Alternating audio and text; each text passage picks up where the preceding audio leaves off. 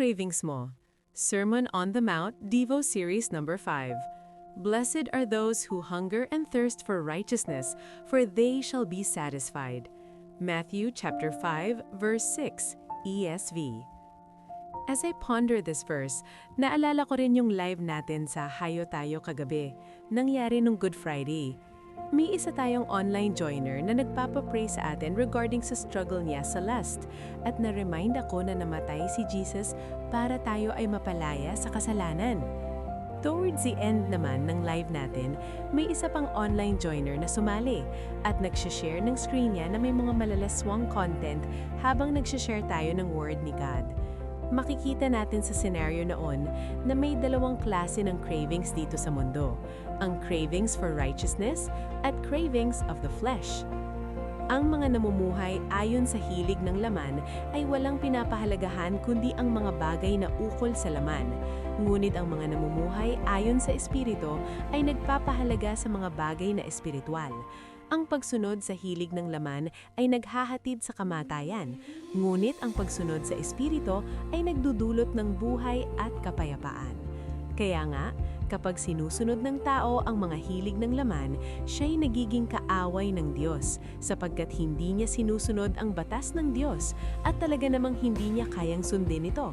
At ang namumuhay ayon sa hilig ng laman ay hindi maaaring kalugdan ng Diyos.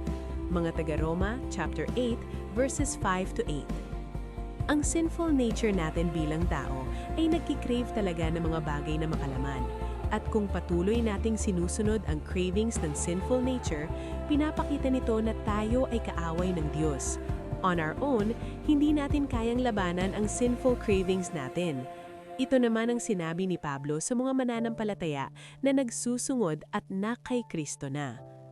Mga kapatid, hindi na tayo alipin ng likas na hilig ng laman, kaya hindi na tayo dapat mamuhay ayon sa katawang makalaman, sapagkat mamamatay kayo kung namumuhay kayo sa katawang makalaman. Ngunit kung pinapapatay ninyo sa pamamagitan ng Espiritu ang mga gawa ng katawang makalaman, mabubuhay kayo. Mga taga-Roma, chapter 8, verses 12 to 13, RTPV 05. Sa pamamagitan pala ng Espiritu or Holy Spirit, posible nating labanan at patayin ang mga sinful cravings natin. Babaguhin ng banal na Espiritu ang ating puso at hindi na sinful kundi righteousness na ng Diyos ang ikikrave natin, to the point na para tayong gutom at uhaw para sa righteousness niya. Yung tipong inahanap-hanap natin ito. At ang effect, matututo tayong mabuhay according sa will ni God, actively pursuing holiness and right relationship with God. Ang pangako ng Diyos sa Matthew chapter 5 verse 6, ang mga hungry and thirsty for righteousness ay masasatisfy. May ibang kasiyahan at peace sa heart kapag tayo ay totoong sumusunod na sa Diyos. Kay Jesus ka lang makakatagpo ng totoong satisfaction sa buhay. Kung hindi mo pa ito nararanasan o hindi mo alam kung paano, connect with us para ma-help ka naming maintindihan ito.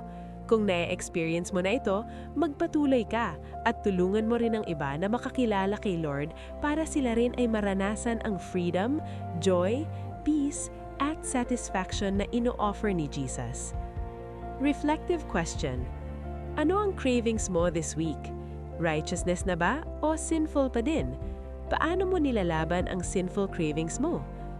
Action plan: i-meet ang iyong discipler, leader, or accountability partner this week or coming week at i-discuss ang mga areas ng life mo kung saan common pa din ang sinful cravings mo.